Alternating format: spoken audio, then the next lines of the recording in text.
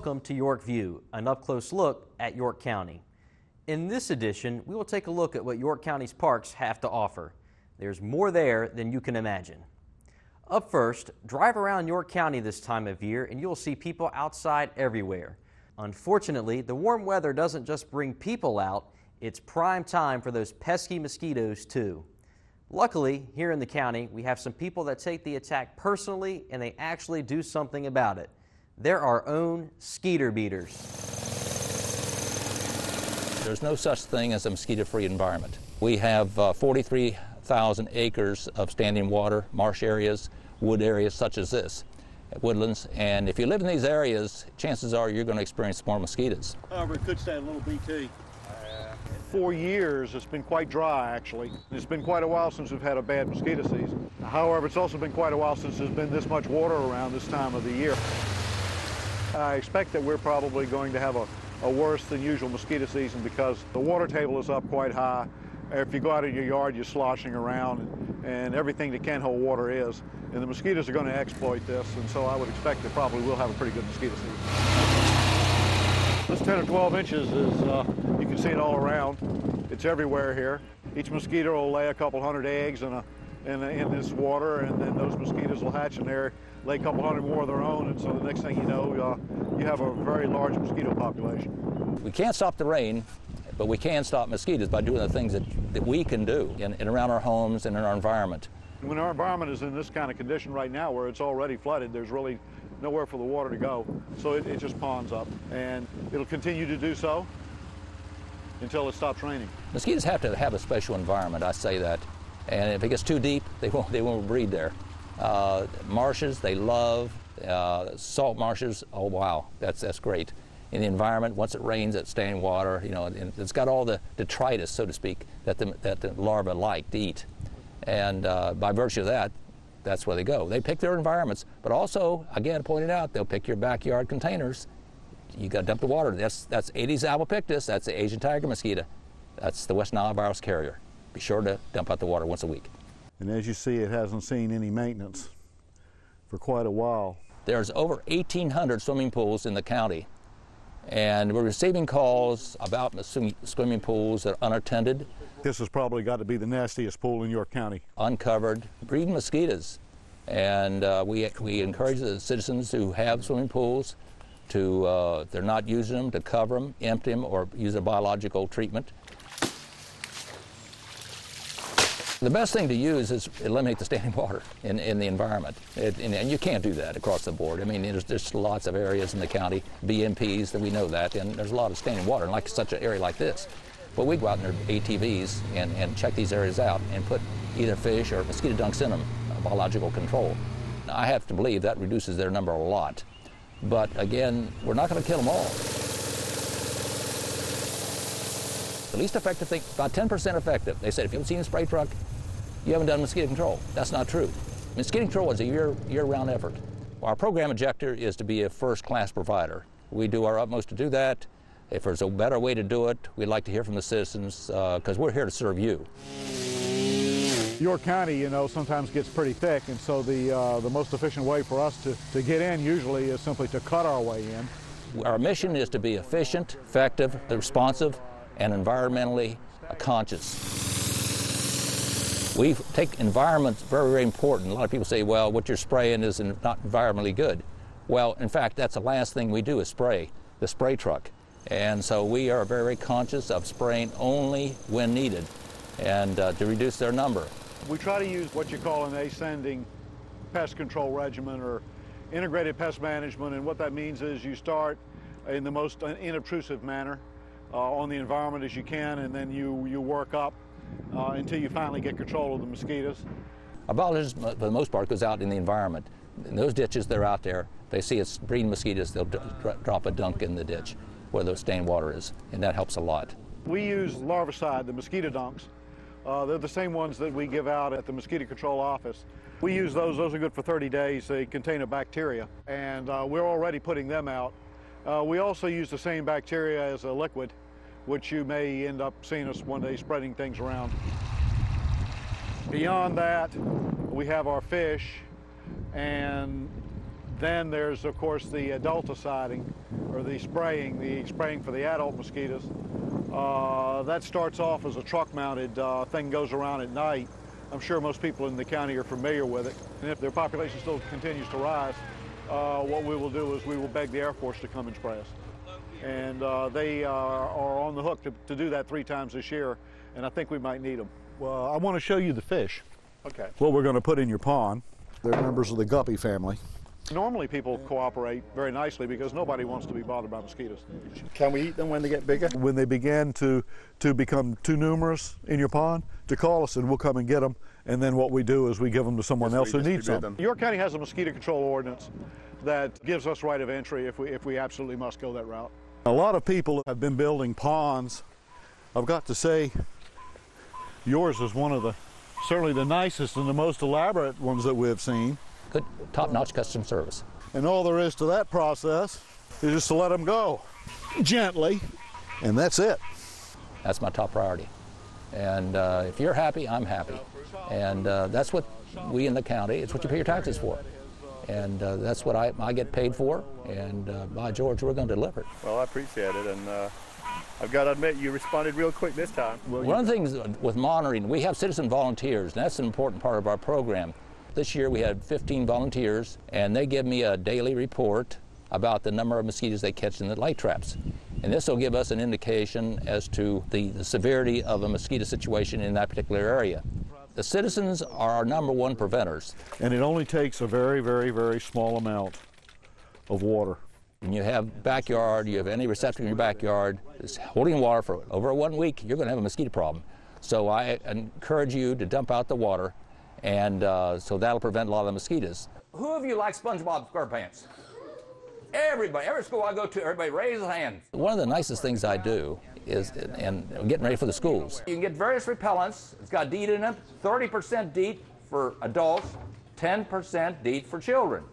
So, but you got to make sure that your parents read the instructions, you put it on the right way, okay? Starting in April, May, and of course we finish up mid-June, school's out. How many mosquitoes for every man, woman, and child? How many did we talk about? 41,000. You got it, you got it. Okay, 41,000, yoo! That's good for you. I brought along a friend today called Millie the Mosquito, and we use this puppet in the schools, but I always ask the students, what's the world's #1 killer of people? Well, it's the mosquito. And mosquito in the third world countries in Africa kills over 1 million people a year from malaria and other diseases that they carry. The homeowners, residents have a responsibility. And a lot of people say, well, just call the county and they'll take care of it. Well, I can't go to your backyard. We need your help in doing that, and we'll do our part, and together we'll make it happen. Your concerns are our concerns. If you have a problem, that's our problem. And we'll work with you, and we'll reduce it. But again, we live in a mosquito-enriched environment, and you're going to have few mosquitoes. Long-distance light wear repellent. That's important, but we're there to help you, and just give us a call. We'll do whatever we can. I'm very lucky. When I graduated from college, the entire class of biology, I think there was only 3 of us that actually got a job in biology, and I never forgot that. I feel that I'm very lucky. Go out and enjoy the day instead of being stuck behind a desk or behind a garbage truck or wherever. Remember, you are the first defense against mosquitoes. Look for sources of standing water and empty them. If you need more help, you can call Mosquito Control at 890-3790. You can also call the Mosquito Spray Hotline at 890-3793 to hear what areas are scheduled for spraying. And as always, you can get information by visiting the county's website at yorkcounty.gov and search for Mosquito Control. York County takes pride in having parks that are top of the line and very well maintained. Our parks truly have something for everyone, from tennis to softball and soccer to boat ramps, disc golf, and hiking. If you can do it outside, we have it. Here's a quick look at what our parks have to offer. York County has what I would consider 11 park and recreational sites. Out of these 11 sites, we have 3 that are public boat launching ramps. One of those is located in the Tab area at the end of Tide Mill Road. It's called Smith Landing. It has a public fishing pier, and it has boat launching ramps and restrooms.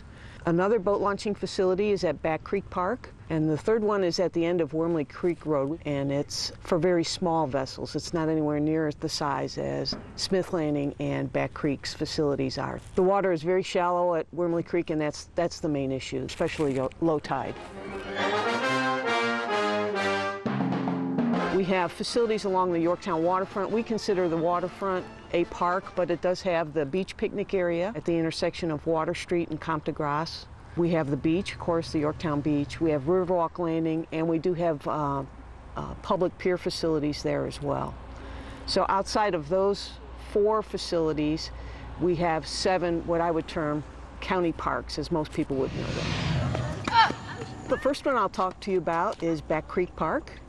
Back Creek was opened in 1981. The 27 acres was a gift from the Amoco Oil Company back in the late 70s. It has 6 lighted tennis courts, and it has the boat launching facility, which many consider to be some of the finest tennis courts and boat launching facilities on the peninsula. It's the hub for our county tennis program. We have youth and adult leagues, lessons, tennis camps, tournaments. And in addition to the tennis courts and the boat launching ramps, we do have a small picnic area here. We have some small tables, but you can bring your own tables and chairs, pop-up tents. We have a small grill, but you can bring your own. You can make a reservation for this, or you can just come as a first-come, first-serve basis, but it's very pleasant. As you can see, this is where we're shooting on location, so highly recommend it. It's a nice, quiet spot. Charles Brown Park, that's in the Lackey area. That was the county's first park. We opened that park in 1978. It's a 10-acre site originally. It has tennis courts, basketball courts, a baseball field. It has a community services building that is able to be used for free. You just contact the Parks and Recreation office and make a reservation for that. It's about 3,000 square feet, so it's got a nice open room for parties or meetings. Recently, we acquired some property to build what's called the Wetlands Interpretive Sanctuary for Education. And this is a wetlands area that has plants that are tagged, and it's for educational purposes. And in the next few months, the Cooperative Extension volunteers are going to be starting to do some very good programming out there for educational purposes with children. And they'll be working out of that community services building to offer programs to teach people about the importance of wetlands. There it is. Straight up! Right! Next 2 park facilities I want to talk about are Chisman Creek and Wolf Trap Parks. They're located on Wolf Trap Road here in the Seaford area of York County. These sites are environmentally sensitive sites. They were former fly ash sites. They still are owned by Dominion Power, and the county has leased these sites from them and turned them into park facilities. Man on. Here I am. I'm open. Give it to me. You know? There it is. There he is. Second! Chisman Creek is a 13-acre site that opened in the spring of 1991. It has 2 lighted softball fields and a restroom facility, and is the primary site for our adult softball league program. Close them, close them. Oh! Wolf Trap Park is a 28-acre site, and Wolf Trap is a hub for soccer programs. We have 4 soccer fields there, varying sizes. Yes, over here. We have the Virginia Legacy Soccer Program, and then also we do have some school activities like Grafton High School that come out there. We do offer some sports camps out there as well. So, yeah, very, very nicely used by the soccer community, that particular park. The next park I'd like to talk about is Kiln Creek Park. That's off of Kiln Creek Parkway in the Tab area. It's a 21-acre park that opened to the public in 1999. This property was proffered by the developer of the Kiln Creek residential subdivision, and it has a lighted soccer field, a lighted regulation baseball field, a youth softball baseball field, 2 outdoor half-court basketball courts, some age-appropriate playground areas, a small picnic shelter, 132 parking spaces, and a restroom building. The baseball fields have grass infields and Vaymont Bermuda outfields, and the regulation soccer field is Vaymont Bermuda and irrigated. All right, I'm going to catch this fish in a minute. Now, you catch me when I catch that fish now. We do have some nice fishing opportunities here in the county. The Yorktown Fishing Pier, which is near the beach picnic area along the Yorktown waterfront, is a facility that is open 24 hours a day. I got a rule in there, man. You want to imagine something? And the county has purchased a pier license through the Virginia Marine Resources Commission, which allows you to fish there without needing a state license. At our other fishing facilities, like here at Back Creek, we have a small pier, Smith Landing, and even at Wormley Creek and New Quarter Park up in the Upper County, you do need a license to fish. There's no charge to use these facilities, but some of them have some pretty good fishing stories to tell out there, especially Smith Landing. I've seen some nice catches there. But yeah, they're open to the public. Of course, New Quarter would be open according to the park hours, but Wormley Creek, Back Creek, and Smith Landing are all open 24 hours a day for fishing, but you do need your license for that. Just the nice property that exists in the county with the trees and just the setting for parks is just phenomenal. I think they're some of the nicest parks on the peninsula personally. Of course, I'm a little biased. We have a great relationship with the General Services Department. They do all the maintenance on the parks, and I would credit them for keeping them in such good shape. They do a phenomenal job. They're a great group of folks, and I think the citizens can be proud of not only the parks they have, but the way they look. You got plenty of room, Terry! Oh! Like I said, that was a quick look. Of course, there's also New Quarter Park that we looked at on a previous program, and the sports complex that will also be featured in an upcoming program.